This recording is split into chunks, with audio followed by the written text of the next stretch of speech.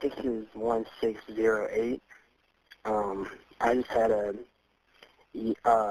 52 and single car involving my police unit, so I'm going to need a supervisor to the corner of East Lakeshore and Cedardale. You in the roadway? No, ma'am, it's in the lake. You are listening to the 911 call Baton Rouge police officer Byron Boudreaux made after driving his police car into the LSU Lakes on September 11th. It was 1:43 in the morning. Boudreaux was not on duty and he was not alone. According to the police report by Sergeant Byron Fontenot, who investigated the incident, Officer Boudreaux admitted after a night out at a local bar, he went home, met up with some friends, and decided to take a girl for a joyride around the LSU Lakes. Just hear me out, okay? This is a recording from Sergeant Fontenot's police unit dashboard camera when he arrived on the scene to investigate. It's not pleasant for me to do this, and I'm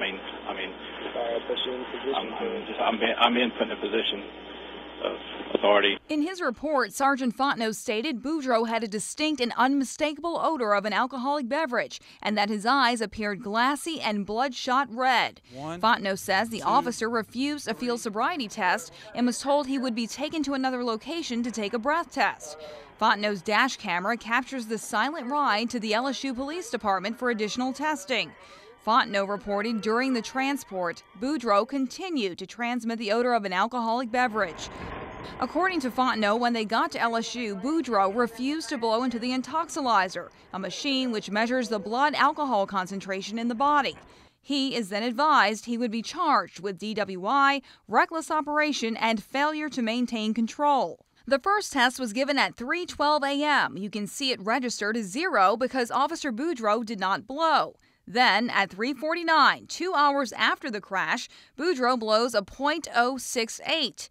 He is given a third chance to blow at 3:54. The result, more than 2 hours after the crash, a .068. In Louisiana, the legal limit is a .08. He was not charged with DWI. If they push a button to calibrate. The 9 News investigators took those results to toxicologist Dr. William George at Tulane University. He's been studying the effects of alcohol on the body for 50 years. He uses a method called back extrapolation to determine what Officer Boudreaux's blood alcohol level would likely have been at the time of the crash. What is the likelihood, looking at these results, that he was over the legal limit at the time of the crash? Well, I think it's very likely. In fact, he says his calculations show the officer likely would have blown at least a .1 if the test had been done right away.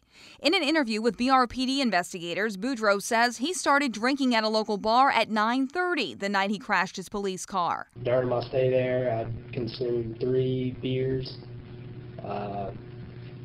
quit drinking around, say 11:45, midnight-ish. Do you believe he only had 3 beers that night? Well, I believe he had either had more than 3 beers prior to leaving the bar or that he'd had more to drink after he left the bar. Boudreaux says he went home where he met up with a couple of friends. He says a girl convinced him to take her for a ride in his police car. He agreed and headed toward the LSU Lakes where he lost control of his car and crashed. How fast would you say you were going when you were going around the curve before the accident?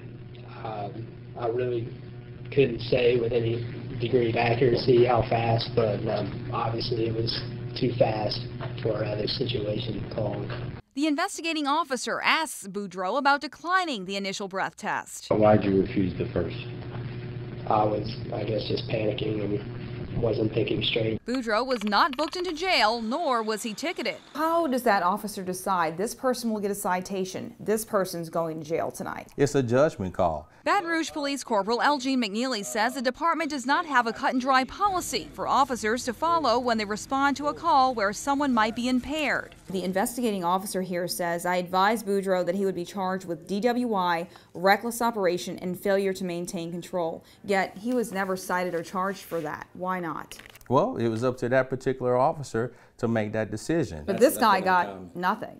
Officers, at their discretion, can make a decision on whether or not they're going to charge an individual with a particular citation. As for Boudreaux's refusal to take a breath test, Corporal McNeely says it happens often. So someone can get arrested on the street and 4 hours later take the breathalyzer and that would be okay? You would let them sit there until they decided to take it, as long as they wanted? Well, it's due process. Did this officer get special treatment? I don't feel that he did. This officer lost his job. He resigned in lieu of termination for the incident that occurred. Just last week, I went to Boudreaux's home to ask for an interview. Hey, you Byron? Yes. Boudreaux? Hi, I'm Cheryl Mercedes with Channel 9. I wanted to see if I could talk to you about the crash you had into the lakes on September 11th. I don't have any comment on that. Officer Boudreaux's crash costs you, the taxpayer, tens of thousands of dollars. That's over $300 in car towing fees, an estimated $2,000 he received while on paid leave, and even more to replace the totaled police car. Corporal McNeely says the department plans to take action to get some of that money back. For the 9 News investigators, I'm Cheryl Mercedes.